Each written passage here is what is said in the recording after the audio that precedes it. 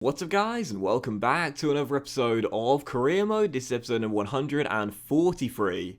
And we start today's episode off with a very interesting player conversation here, as firstly I say to Toney, keep up the good form after his very good run for us in this Atletico side. But also, João Felix came to me and said, I wanted to let you know that I'm a bit worried having read some of the speculation surrounding me. I want to ask you to give me another chance to prove that I'm the best man for the job.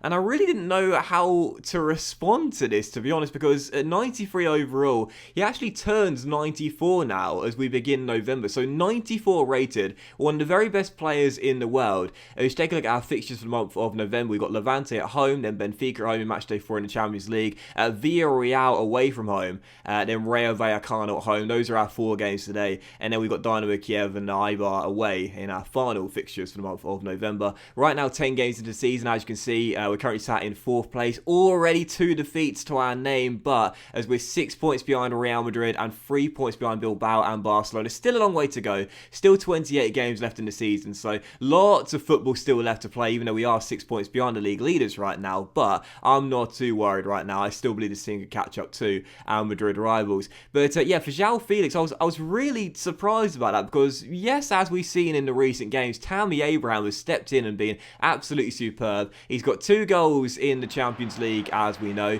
He's also scored his first goal in La Liga now, as he scored in our last game against Real Sociedad. But João Felix is still our starting striker, so I didn't really understand that player conversation there. Perhaps he's having doubts and possibly thinking maybe it's time to leave Atletico Madrid. Who knows? But still, for the first game of today's episode, we return back to Metropolitano on the back of our 2-0 victory away against Real Sociedad. And Ivan Toney would give us the lead 10 minutes into the game as well. Poor pass out from the back there by Levante. Right now sat in 18th place. One of only 3 teams remaining in La Liga without a win so far. So it wasn't surprised they were low on confidence heading to the Metropolitano. So Toney makes it 1-0 within the 28th minute, where they showed no signs of a low confidence to this goal. I'll just say that much. Sometimes, you know, I can make a mistake with my defenders, but sometimes I just have to tip my hat to the AI and say, fair enough, there is literally nothing I could have done about that. Corner floated into the middle, sure an eye combined to clear it, but on the first time half volley, what a strike that was, as Levante found their leveller. So heading into the break, Atletico 1, Levante 1, and whilst I was saying a moment there, I'm not too worried. I still believe we've got the quality to catch up to Real Madrid right now, 6 points ahead of us in La Liga. I mean, drawing at home to Levante,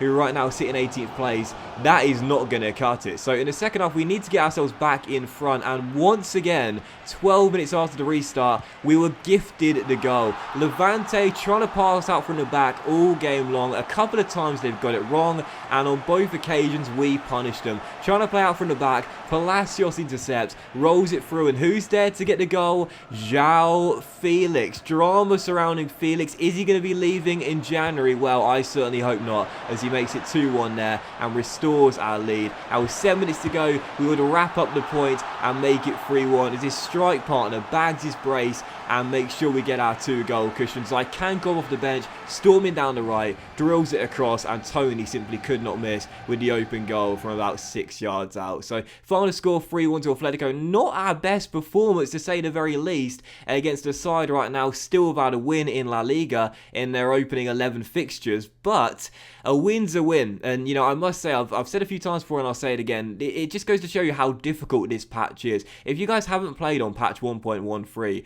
ultimate difficulty is, I can't even describe how much more difficult it is. You just have to trust me. It really is a lot tougher. And in previous seasons prior to this patch here, you know, taking on a side in a relegation zone without a win so far, that would be an easy banker and a game where I feel no pressure whatsoever. But now, every single game I go into, I feel nervous. I feel genuinely pressured. That's Levante there, you know, at home. Haven't had a win all season long. But heading into the game, I felt nervous. I felt under pressure. And in the end, we did get the win by 3 goals to 1. But again, it certainly wasn't easy. And that shows you how difficult the patch is. It really is a tough challenge now. But still, second game of 4 in today's episode. Now time for our Champions League match day 4 here against Benfica, where after our win in Lisbon in the last episode, I said that if we were to win this game here on match day 4 against the Portuguese side, we will qualify for the knockout stages with 2 games to go. Benfica don't need a draw in this game. They need to win it if they're to have any chance of qualifying. They would open the scoring as well through Vinicius making it 1-0. But pretty much right from kickoff, Well, this was very interesting indeed, and I didn't know whether I was going to include this or not. Soler goes down the right, Tavares charges in on our Spanish right midfielder and takes him down, but it was a clean challenge. He clearly won the ball, it was going out for a corner, and the referee gave a penalty. And I must admit, I did not think it was a penalty. I really thought the referee got that one wrong. And so for my long-term subscribers, you would know what was about to happen next. Yep, that's right, we chip it down the middle and Nick Pope makes the easy save.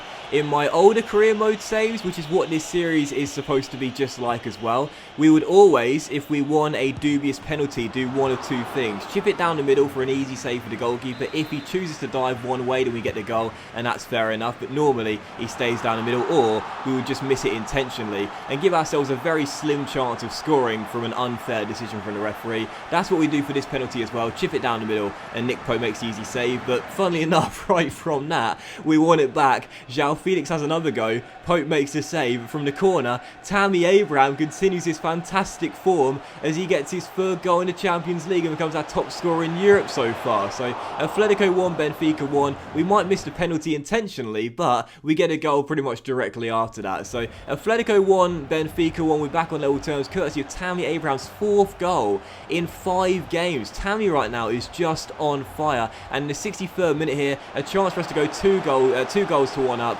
as João Felix, oh my word, please don't leave us in January, João. I don't know what you've been reading in the newspapers, but trust me, we want to keep you here at Atletico Madrid. Scored against his old team away in Lisbon and scores here as well at the Metropolitano. Brilliant little touch there to send his man walking, turns him inside out, goes through 1-on-1 and bends it in to the top corner. Atletico 2, Benfica 1, the turnaround complete, and with 15 minutes to go, we so almost got ourselves a 3rd goal. Lovely ball through by the Icelandic cam there, Jarl Tansen, who scored his 1st goal for the club a couple of games ago away against Real Sociedad. Played through Ricky, but a good stop by Nick Pope as he kept the score at 2-1. But in the end, it did not matter. We couldn't find a 3rd goal because the 2-1 scoreline is enough for us to get the win and qualify for the knockout stages. So final score 2-1 at the Metropolitano, and after Leipzig beat Dynamo Kiev by 3-0 away in Ukraine, it is now secure. As you can see, it's official. 2 games to go, 9 points clear of Benfica, and qualification is in the bag after match day 4. And what a luxury that is as well, knowing that in match day 5 and match day 6 against Dynamo Kiev at home and RB Leipzig away, regardless of what happens in those 2 games, we've already guaranteed qualification for the last 16. We haven't guaranteed top spot as the German side are only 3 points behind us right now. So depending on what happens on match day 5, we might need at least a point in our final group game against RB Leipzig, but we know for sure now we've qualified, and that's the most important thing. So I will be resting all of my players on match day 5 and perhaps match day 6 as well, depending on what happens in the penultimate game of the group stage.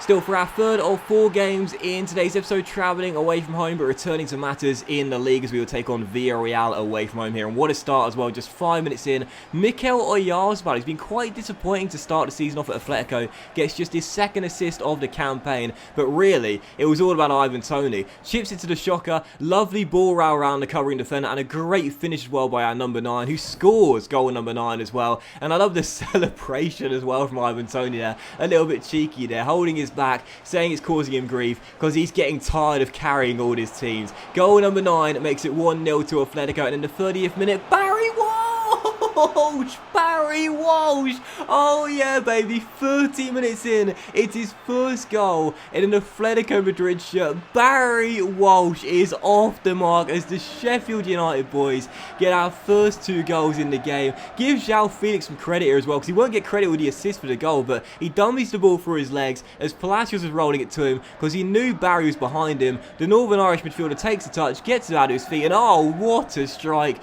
from our number 39. We didn't see that too many times at Bramall Lane. He wasn't known for scoring that many goals, but we know he's got it in his locker. What a lovely strike there by Walsh, and he's off the mark for his 1st goal in an Atletico Madrid shirt, and it's 2-0 to the boys. So Villarreal 0, Atletico Madrid 2. Great to see Walsh get his 1st goal for the club there, and what a lovely goal it was by the Northern Irish midfielder. 2-0 to Atletico. We almost went 3-0 up after the break as well, but Ivan Toney got in the way of João Felix's shot there that was goal bound, as it was still 2-0. And in the 66th minute, Villarreal, well, they might punish us for missing all those chances. Daniel Podence rolled through down the right hand side, drills it past Oblak, who I thought could have done better than that. The shot didn't have that much power on it, and it wasn't right in the corner, but either way, still still 2-1. Villarreal half deficit back in the game, but even though they did get themselves a goal back, I never felt that much pressure after that. Unlike most games against the on ultimate difficulty, this was a game where I felt very comfortable in, and I felt pretty much in full control too. We almost made it 3-1 there right towards the end.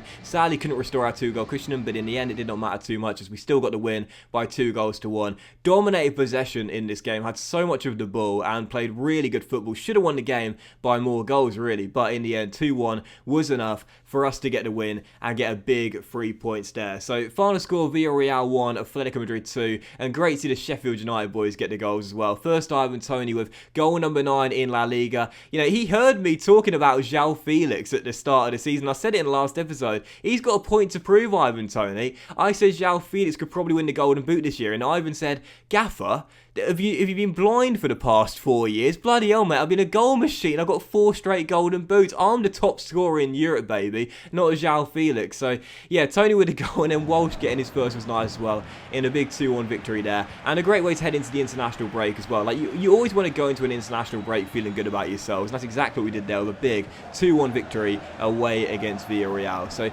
returning after the break here for our 4th and final game of today's episode, taking on Rayo Vallecano here at the Metropolitano in a Madrid derby. Not the most famous of Madrid derbys, but a Madrid derby regardless here, as we will take on one of my former career mode sides, Rayo Vallecano. And what a start to the game as well. Just like against Villarreal, getting ourselves a very early goal on the board. Dominguez storming down the right, drilling into the middle, and there is João Felix to turn it in and make it 1-0. But just a few minutes later after the goal, some very worrying signs. Ivan Toney gets taken down after a crunching challenge, stays down momentarily before getting back to his feet, and I kept an eye on him for 20 minutes, and he continued to look in discomfort, holding that shoulder. Didn't show that many signs of pain as he was coming off the pitch. He was replaced by Tammy Abraham, but I was taking no chances. Toney did not run off the injury, so I brought him off as a precautionary method. I did not want to see that injury become a very serious one and a stretcher called. So Toney subbed off in the first half after a little knock there,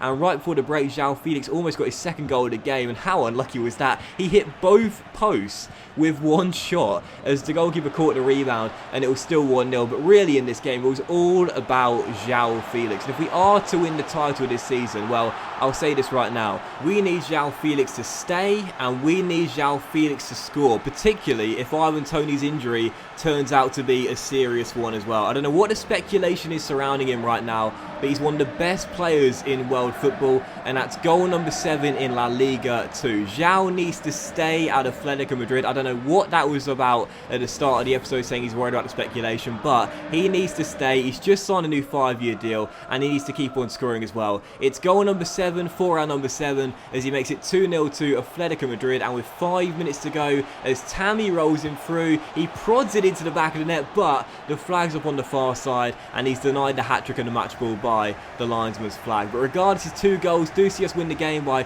2-0, and as we play catch-up to Real Madrid and Barcelona, we cut the gap on those boys to 3 points as well. But the real question is, how bad is that Ivan Toney injury? He and João Felix have combined for 16 of our 24 goals, so 66% of our goals so far have come from our strike partnership. We've got to hope that that injury for Ivan Toney is just a minor one, and he's not ruled out of the Madrid derby, which comes in the very next episode. But that will end today's episode of Career Mode, guys, so a big thank you for watching. Really hope you have enjoyed it, and if you did enjoy today's episode, then please drop a like. Much love to you all, have a fantastic day, and again, don't miss the next episode as we take on Real Madrid in our first Madrid derby since joining Atletico.